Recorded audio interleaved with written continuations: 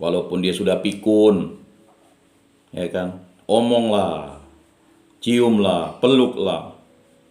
Oh, dulu dia suka mukul waktu kita kecil. Nah, itulah sebatas pengetahuannya didapat. Kita ini kan harus berubah. Masa kita ketika kita sudah kuat, lalu kita lawan orang tua kita. Dulu dia sering pukul kita, lalu kita sekarang lihat dia udah tua, kita biarkan dia menderita sengsara. Walaupun kita anggap dia itu dulu jahat mungkin. Kita kan menganggap dia jahat. Kita sekarang janganlah berbuat kejahatan ke dia. Justru kita yang harus memberikan berkat kepada dia dengan merawat, mencintai. Ya kan? Nah itu bapak-bapak yang terkasih. Bagi yang memiliki masih orang tua. Yang sudah meninggal ya doakan. Supaya dosa-dosanya diampuni. Ya kan? Datanglah setahun sekali ke makamnya. Ya enggak perlulah, kalau enggak ada dana ya jangan disemen. Tetapi ditebaslah mana kuburannya. Cabut rumputnya. Ya kalau memang bisa tiap bulan ya bagus. Jangan-jangan makam bapak mamanya tah kemana-mana. Nah, kalau gereja Katolik udah diatur tuh sedemikian rupa supaya yaitu, dan itu diberikan ya tanggal 2 November itu ya setahun sekali diberikan penghormatan hari ya kan arwah orang beriman. Nah itu bapak-bapak yang terkasih. Tidak mungkin bapak-bapak lahir tanpa orang tua. Ya kan? Apalagi kalau misalnya ya orang tua ya walaupun dia tidak setuju kita kawin dengan istri kita dulu ya kan. Janganlah lalu kita memusuhinya. Walaupun modelnya ya kan pada prinsipnya modelnya dia mungkin suka ngomel kita, ya itulah orang tua kita yang diberikan Tuhan. Ya kan belas kasihnya luar biasa. Jadi bapak-bapak yang terkasih dalam Yesus Kristus itu. Jadi jelas ya bapak-bapak yang terkasih dalam Yesus Kristus ya. Kita harusnya benar-benar mencintai Tuhan ya. Dengan ya contoh praktisnya yaitu mencintai orang tua kita. Ya. Hidup itu pemberian dari hati Allah. Ayub berkata, hidup dan kasih setia kau karuniakan kepadaku. Ayub 10 ayat 12. Sebagai anak atau sebagai ibu dan ayah, kita masing-masing mengambil bagian dalam proses hidup itu. Itulah latar belakang firman keempat. Perintah itu pada dasarnya mengenai hormat akan hidup sendiri. Kita harus menghormati orang tua karena dari mereka kita mendapat hidup. Dengarkanlah ayahmu yang memperanakkan engkau dan janganlah menghina ibumu kalau ia sudah tua. Amsal 23 ayat 22. Di dalam kitab suci diceritakan bagaimana Adam memberi nama Hawa kepada istrinya. Ya. Sebab dialah yang menjadi ibu semua yang hidup. Kejadian bab 3 ayat 20. Ya. Hawa dalam bahasa Ibrani mirip dengan hidup. Memang sewajarnya setiap ibu disebut ibu dari yang hidup. Tuhan Allah membentuk manusia dari debu tanah dan menghembuskan napas hidup ke dalam hidungnya. Kejadian 2 ayat 7. Dan hidup ini diteruskan melalui orang tua. Nah, jadi seperti itu ya. Jadi pada hari ini kesempatan ini kita untuk membahas firman yang ketiga dan firman yang keempat ini karena satu paket ya. Ya, banyak yang bertanya, ya kan? Kalau kita beriman itu apakah hanya menghormati Tuhan Allah saja? Tidak. Cintailah Tuhan Allahmu dengan segenap hatimu, dengan segenap jiwamu, dengan segenap akal budimu, dengan segenap kekuatanmu. Cintailah sesama manusia seperti dirimu sendiri. Jadi hormat kepada ibu bapak itu, orang tua kita itu adalah kekudusan, menguduskan hari Tuhan. Menguduskan hari Tuhan yang menghormati ibu bapak kita. Makanya setiap akhir pekan kalau kita rumah orang tua dekat, setelah ke gereja, kunjungilah orang tuanya. Minimal dulu kita dikasih makan, ya cobalah. Kalau dia sudah memang tua renta kita suapi, kan begitu. Kan banyak tuh di TikTok, di YouTube bagaimana menghargai orang tua, mencintai orang tua, ya kan. Ya, bahkan itu ya. Tetapi kalau menghargai orang tua lalu tidak menghormati hari Tuhan, yaitu tong kosong nyaring bunyinya juga begitu, Pak. Ya kan? Karena dia harus sama, seimbang. Ya. Hormat kepada orang tua. Dasar firman tidak ditulis untuk anak kecil, melainkan untuk orang dewasa. Jadi dasar firman itu 10 perintah Allah itu tidak dituliskan untuk orang anak kecil ya. Jadi kalau yang tidak memahami dasar firman ya masih anak kecil. Inilah prinsip umum, setiap orang di antara kamu harus menyegani ibunya dan ayahnya. Imamat 19 ayat 3. Ya. Bandingkan juga dengan ya, Maleakhi 1 ayat 16. Janganlah si anak lupa bahwa bapaknya memberitahukan kesetiaan iman kepada anak-anaknya. Yesaya 38 ayat 19. Memang seorang laki-laki akan meninggalkan ayahnya dan ibunya dan bersatu dengan istrinya. Kejadian 2:24. Ia akan membangun keluarganya sendiri dan hidup jauh dari orang tuanya. Kendati demikian ia dituntut supaya menghormati orang tuanya. Jelas. Ya kalau kita jauh tinggalnya setahun sekali lah kita kunjungi. Ya kan? Kalau yang dekat ya setiap minggu lah kunjungi. Kalau setiap hari kan lebih baik juga. Atau yang memang orang tuanya ya bersyukurlah orang tuanya tinggal di rumahnya. Bersyukur. Karena bisa melihat orang tua. Ya. Anakku tolonglah bapamu pada masa tuanya. Nah ini ya. Ini Sirak ya. Sirak bab 3 ayat 12. Anakku tolonglah bapamu pada masa tuanya. Jangan menyakiti hatinya di masa hidupnya. Demikian pula kalau akalnya sudah berkurang, hendaklah kau maafkan. Itu kalau sudah pikun. Ya kan? Jangan menistakannya sewaktu engkau masih berdaya. Kebaikan yang ditunjukkan kepada bapa tidak sampai terlupa, melainkan dibilang sebagai pemulihan segala dosamu. Jadi kalau dulu dia suka mukul kita, kita harus berbuat baik, itulah. Ya kan? Ya. Karena kita juga berdosa kepada orang tua kita. Lalu dibalas. Bahkan ada yang sampai tega membunuh, menelantarkan. Bahkan ada yang memutuskan hubungan anak. Ya kan? Kita pernah dengar gara-gara bambu 2 batang, mamanya dipenjara 1,6 tahun, dituntut oleh anak kandungnya. Kan ironis kalau begitu. Ya kan? Susah. Susah omong. Ya. Nah ini perlu kita pahami itu. Pada masa pencobaan engkau akan diingat oleh Tuhan, maka dosamu lenyap seperti air beku yang kena matahari. Bayangkan kalau kita menghormati orang tua kita, dosa kita juga akan diampuni. Serupa penghujat barang siapa meninggalkan bapaknya dan terkutuklah oleh Tuhan orang yang mengerasi ibunya. Nih, jelas ya? Serupa penghujat barang siapa meninggalkan bapaknya. Jadi tidak boleh meninggalkan bapaknya itu, walaupun dulu bapaknya kejam misalnya, ikat pinggang. Nah, ya kan? Kita kan hidup, mungkin bapak-bapak hidup dalam masa kolonial. Kalau kelahi dengan orang, wah bapak-bapak dipukuli, dijewer, telinganya habis lah kan. Apalagi kalau misalnya di daerah tertentu.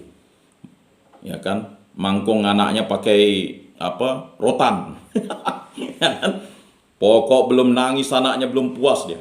Sampai anaknya pingsan. Lalu tiba-tiba karena merasa sudah kuat, lalu mukulilah, itu kita sama seperti penghujat.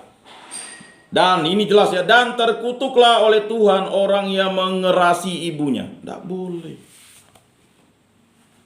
Mentang-mentang mamanya mungkin tidak suka dengan istrinya, lalu dimarahkan mamanya. Jangan. Ya kan? Jadi bapak-bapak yang terkasih, kita beriman itu semakin sadar. Wah, jangan-jangan kita ini dihajar dan diajar Tuhan karena kita memang ngelawan bapak kita, mengerasi mama kita. Mamanya dikerasi, bahkan mamanya ada yang tega sampai ya kan digorok. Gimana tuh? Itu menjadi manusia terkutuk. Itu Sirak bab 3 ayat 12. Ya kan? Jadi percuma kita melayani sana sini tetapi dengan orang tua kita, ya kan, tidak ada kebahagiaan, maka kunjungilah. Mohon ampunlah. Ya kan? Ciumlah. Ya kan? Nah, ini penting ya Bapak-bapak yang terkasih. Dari kutipan di atas tampak bahwa hubungan orang tua dan anak tidak sama dengan suasana kehangatan yang membuat anak-anak kerasan di rumah. Hormat pada ayah dan ibu juga lebih daripada kewajiban bangun berdiri di hadapan orang ubanan dan menaruh hormat kepada orang yang tua. Jadi Imamat 19 ayat 32 itu kan ada seperti itu. Hormat ini juga tidak sama dengan sopan santun. Hormat kepada orang tua berarti hormat kepada hidup pemberian Allah. Sebab melalui orang tua dan melalui leluhur turunlah hidup serta segala berkat dari Tuhan. Dari orang tua dan leluhur, dari kakek nenek moyang kita, tak mungkin kita bisa hadir kalau mereka. Coba bayangkan kalau mereka dulu tidak bertanggung jawab dengan nenek kita. Lahirkah ayah ibu kita? Kalau dia ayahnya tak bertanggung jawab dengan ibunya, bisa lahirkah kita? Atau ibunya lalu bilang, udahlah, gugurkan saja anak dalam kandungan ini, selesai kita kan? Nah, jadi itu ya bapak-bapak yang terkasih. Ya, bayangkan itu ya. Jadi hormat kepada orang tua berarti hormat kepada hidup. Ya kan? Yang merupakan pemberian Allah. Sebab melalui orang tua dan melalui leluhur turunlah hidup serta segala berkat dari Tuhan. Ya. Ketika Yakub mencuri berkat Ishak dari Esau, Esau menangis dengan suara keras dan mengeluh kepada bapaknya. Hanya berkat yang satu itukah yang ada padamu, kata Esau. Berkatilah aku ini juga ya Bapa. Kejadian 27 ayat 38. Begitu penting berkat dari Bapa. Nah, dari Bapa kita ya, berkat dari Bapa. Minta berkat dari orang tua kalau bapaknya masih hidup. Biarpun bapaknya sejahat apapun, minta berkat. Maka kitab Sirak berkata, rumah tangga anak dikukuhkan oleh berkat bapa, tetapi dasar-dasarnya dicabut oleh kutuk ibu.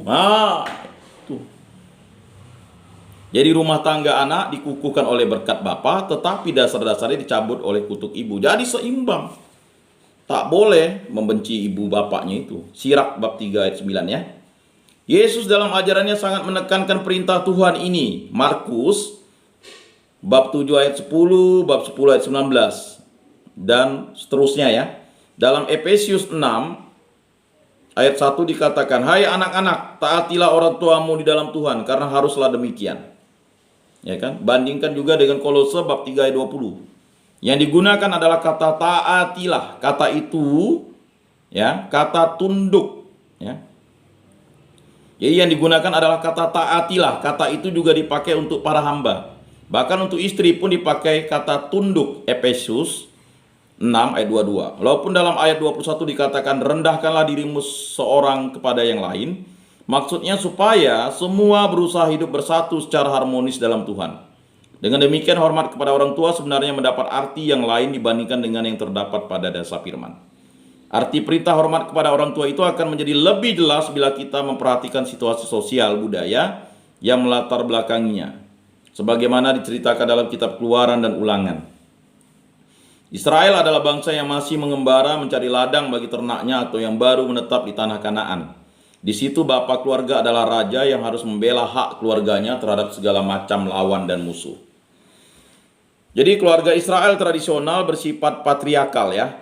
Keluarga disebut rumah ayah. Ketika Nuh mendapat perintah supaya memasuki bahtera, engkau dan si isi rumahmu, maka masuklah Nuh bersama-sama dengan anak-anaknya dan istrinya dan istri anak-anaknya. Kejadian 7 ayat 17. Istri adalah milik suami, lihat Keluaran 20 ayat 17. Paling-paling ia mempunyai status seperti anak sehingga janji-janjinya harus disahkan oleh suaminya. Bilangan 30 ayat 3 sampai 16. Yang menentukan adalah ayah sampai orang berbicara mengenai Yakub beserta turunannya. Kejadian 49 ayat 8. Dengan istilah itu dimaksudkan 3 angkatan. Kendati pun demikian, ibu keluarga mempunyai kuasa praktis yang amat besar. Sebagaimana tampak dari campur tangan Ribka dalam hal-hal anak sulung Yakub dan Esau. Ya, Kejadian 27 ayat 5 sampai 17. Maka perlu dibedakan antara status sosial sang suami dalam masyarakat dan peranannya dalam keluarga. Bapak-bapak yang terkasih, semula status laki-laki juga seluruh keluarga tergantung pada ternak, kemudian pada tanah yang dimilikinya. Ketika kebudayaan kota mulai berkembang, struktur sosial masyarakat dan keluarga berubah.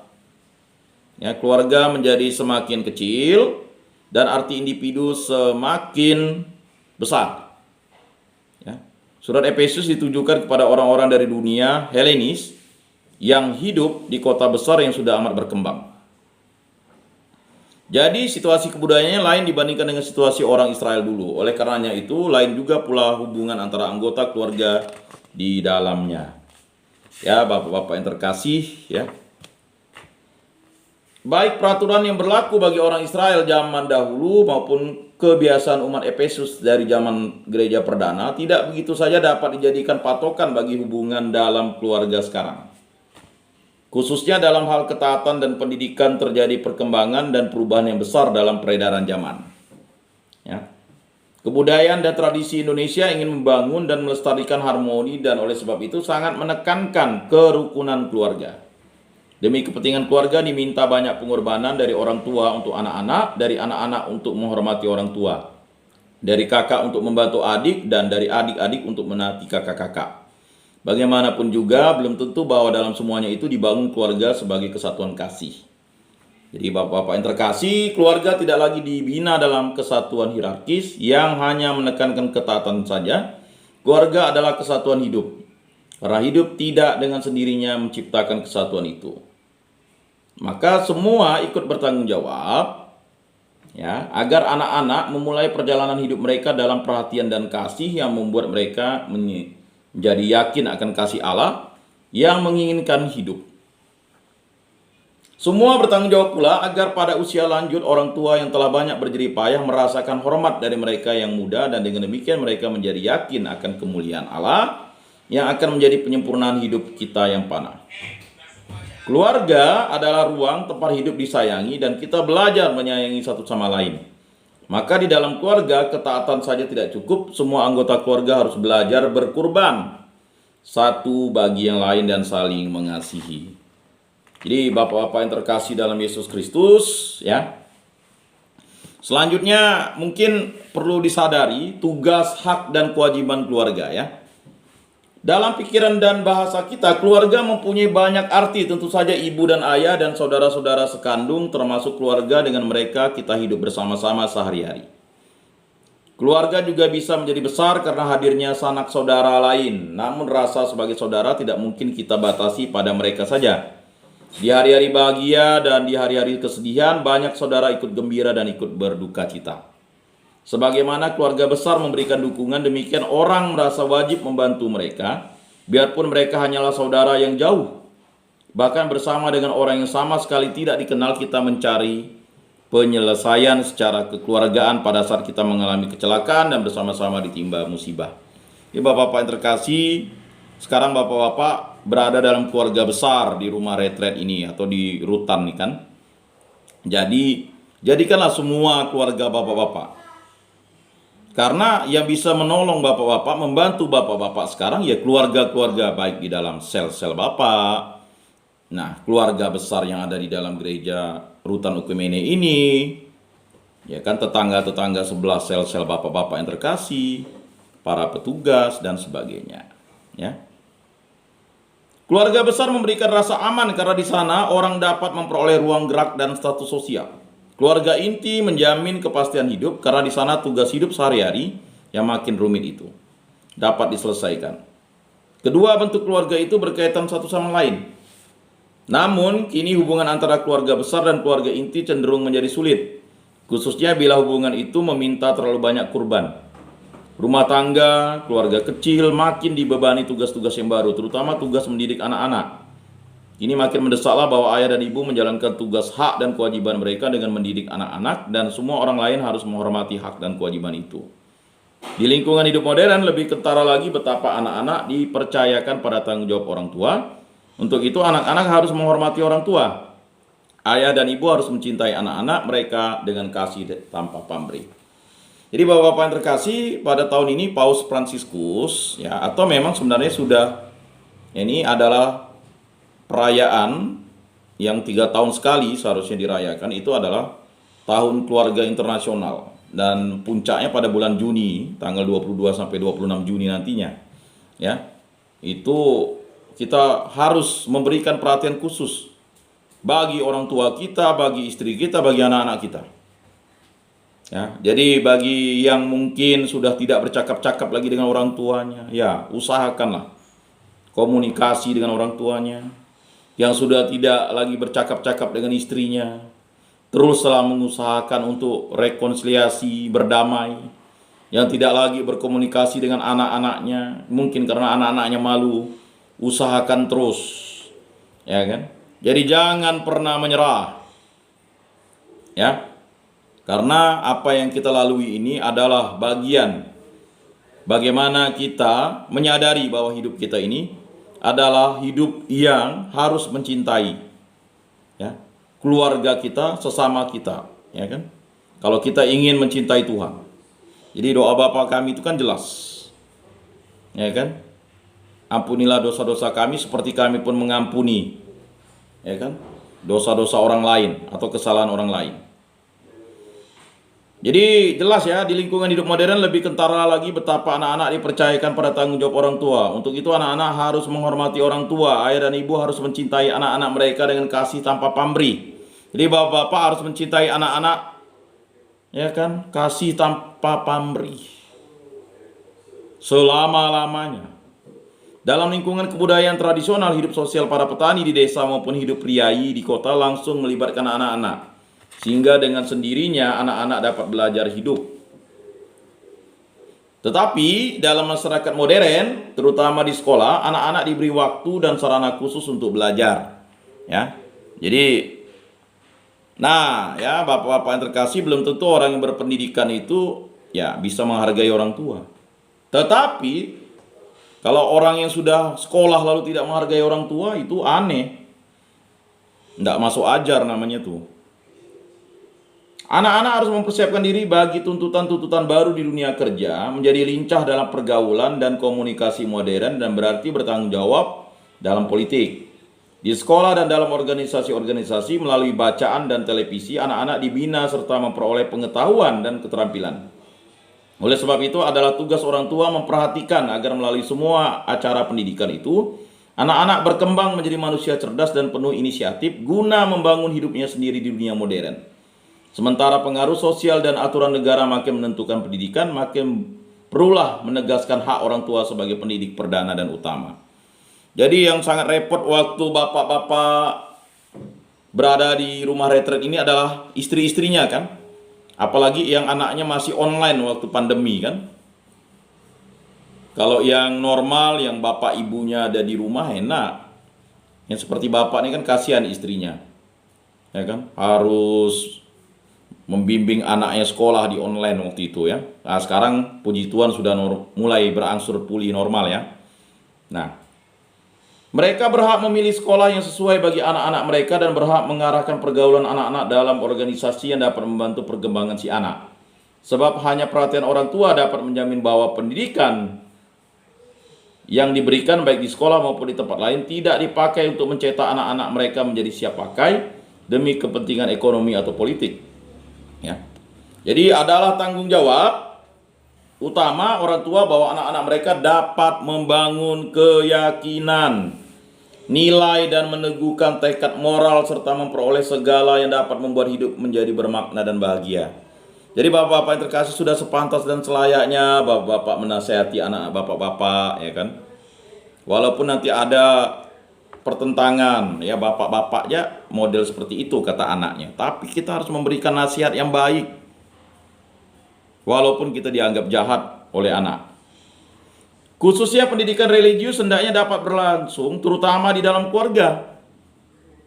Gereja dan jemaat setempat hanya dapat memberi dukungan supaya mengenal Allah dan hidup bersama dalam persaudaraan. Jadi hormat kepada orang tua tidak cukup diucapkan dengan bibir saja. Tuhan sendiri menuntut, muliakanlah Tuhan dengan hartamu dan dengan hasil pertama dari segala penghasilanmu. Nah, itu tertera dalam Amsal bab 3 ayat 9. Hormat harus mendapat bentuk yang nyata. Hormat yang basa-basi baik terhadap Tuhan maupun terhadap orang tua tidak ada artinya. Tuhan Yesus mencela orang Yahudi yang mengesampingkan perintah Allah supaya dapat memelihara adat istiadat mereka sendiri. Itu tertera dalam Markus 7 ayat 9. Sebagai contoh diberikannya perintah yang keempat. Musa telah berkata, hormatilah ayahmu dan ibumu. Tetapi kalau seorang berkata kepada ayahnya atau ibunya, apa yang ada padaku yang dapat digunakan untuk pemeliharaanmu, sudah digunakan untuk kurban, maka ia sudah tidak usah membuat apa-apa lagi untuk bapaknya dan ibunya. Markus bab 7 ayat 10-12. Itu kan dicela Yesus. Karena dia sudah tidak menghormati orang tuanya. Ya. Dia menghormati Tuhan secara basa-basi, tetapi dia tidak menghormati orang tuanya. Ya percuma, kata Yesus. Orang benci terhadap ayahnya dan tidak mau memberi uang kepadanya, maka uang itu dipersembahkan kepada kenisah yang akan dibangun kembali. Ya untuk apa? Padahal pada zaman Yesus jelas bahwa kenisah tidak pernah akan dibangun kembali. Namun karena uang itu diserahkan dengan kaul, maka ayah tidak dapat menuntutnya lagi.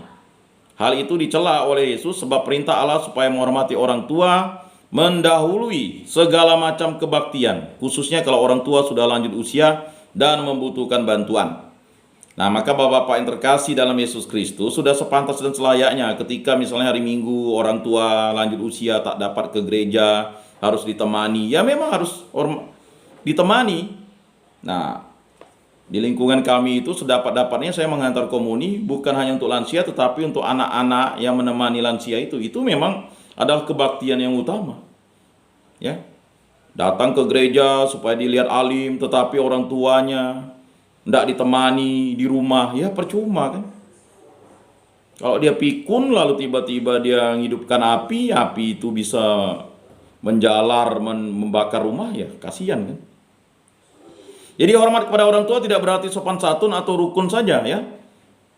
Keluarga adalah sumber hidup untuk anak-anak dan ruang hidup untuk orang tua juga, khususnya kalau mereka sudah lemah. Jadi janganlah lalu diserahkan ke panti jompo, rawatlah ya. Oleh karena itu perintah yang keempat tidak mengajarkan etika keselarasan dalam ketaatan, melainkan suatu etika pemeliharaan dan perlindungan hidup yang lahir dari rasa sayang akan hidup. Dalam hal ini bukan saja para anggota keluarga, melainkan juga mereka yang tidak mempunyai keluarga lagi. Para janda dan anak-anak yatim piatu harus memperoleh perlindungan. Ya, Yesaya bab 1 ayat 17, ya. Kemudian 23, kemudian bab 10 ayat 1 sampai 2. Dalam perjanjian lama ada perintah bahwa gadaian orang miskin harus dibeli kembali oleh saudaranya yang mampu. Utang orang miskin yang diperbudak harus dilunasi oleh keluarganya yang disebut penebus. Ya. Imamat 25, ya kan? Ayat 25, kemudian ayat 47 sampai 49. Tuhan sendiri malah mau disebut penebus bangsanya. Ayub 19 ayat 25, Mazmur 19 ayat 15, kemudian Mazmur 78 ayat 35, Yeremia 50 ayat 34 dan seterusnya. Karena ia sayang akan hidup, demi Tuhan itu kita pun harus menyayangi hidup, sebab hidup merupakan alas yang paling dasar bagi segala kegiatan manusia. Bukan orang-orang mati akan memuji Tuhan, kata pemazmur, Mazmur 115 atau Mazmur 115 ayat 17. Hidup harus dipelihara dahulu, baru orang boleh memikirkan hal lain. Oleh karena itu perintah mengenai hidup mulai dengan firman menghormati orang tua, sebab di dalam keluarga orang belajar sayang akan hidup dan berkorban karena kasih. Jadi bapak-bapak yang terkasih, demikianlah katekese kita pada hari ini. Ya, pada hari ini tidak ada tanya jawab karena memang waktu kita tadi, ya. Dan yang paling utama, mari kita menguduskan hari Tuhan dan menghormati ibu bapak kita, ya. Karena kalau kita menghormati hidup, kita menghormati Tuhan dan menghormati orang tua. Kuduskan hari Tuhan itu adalah menghormati Tuhan dan menghormati orang tua itu adalah satu paket. Jadi bapak-bapak jangan bangga kalau misalnya bapak-bapak sekarang menjadi hamba-hamba Tuhan, pelayan Tuhan, tapi orang tuanya dikalikan 0 atau tidak digubris. Itu akan menjadi kutukan, malapetaka bagi kita. Tong kosong nyaring bunyinya kalau kita tidak menghormati orang tua. Jadi itu. Mari kita tutup ya katekese kita pada hari ini dengan berdoa. Dalam nama Bapa dan Putra dan Roh Kudus. Amin. Ya Tuhan Allah kami yang Maha Agung, kami tahu Engkau memberikan kami hidup dan melalui orang tua kami yakin dan percaya bahwa Engkau memberikan berkat kepada kami. Bantulah orang tua kami agar mereka selalu sehat, baik jasmani dan rohani, dan bagi orang tua yang sudah meninggal, ampunilah dosa-dosa mereka. Dan berkatilah kami agar kami mampu menjadi warta dan firman, serta selalu melayani terutama orang tua kami, melayani istri, anak-anak, dan juga melayani sesama demi kemuliaan nama-Mu. Jiwa Kristus kuduskanlah kami, tubuh Kristus selamatkanlah kami, darah Kristus sucikanlah kami, air lambung Kristus basuhlah kami, sengsara Kristus kuatkanlah kami. Yesus yang murah hati luluskanlah doa kami, dalam luka-luka-Mu sembunyikanlah kami. Jangan kami dipisahkan daripadamu Tuhan, terhadap seteru yang curang lindungilah kami. Di waktu ajal terimalah kami, supaya bersama para kudus kami memuji Engkau untuk selama-lamanya. Tuhan, jadikanlah aku pembawa damai bila terjadi kebencian, jadikanlah aku pembawa cinta kasih. Bila terjadi penghinaan, jadikanlah aku pembawa pengampunan. Bila terjadi perselisihan, jadikanlah aku pembawa kerukunan. Bila terjadi kebimbangan, jadikanlah aku pembawa kepastian. Bila terjadi kesesatan, jadikanlah aku pembawa kebenaran. Bila terjadi kecemasan, jadikanlah aku pembawa harapan. Bila terjadi kesedihan, jadikanlah aku sumber kegembiraan.